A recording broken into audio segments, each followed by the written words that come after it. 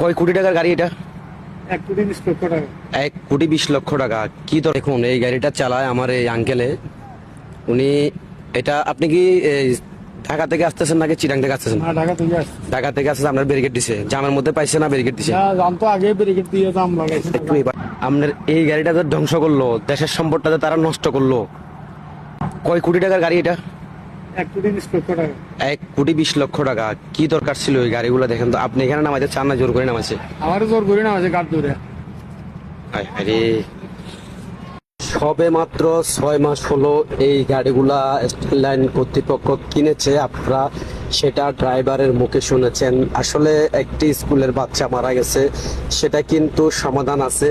হয়তো অনেক সময় ড্রাইভারের দোষ থাকে, অনেক সময় পথচারীর দোষ থাকে। তো গাড়িগুলা এভাবে সম্পদগুলা নষ্ট করার কোনো কারণ ছিল না। এগুলা এমনি যদি আটকায় রাখতো স্কুলের মাঠে, আটকায় রাখার পর একটা সমাধান হতো।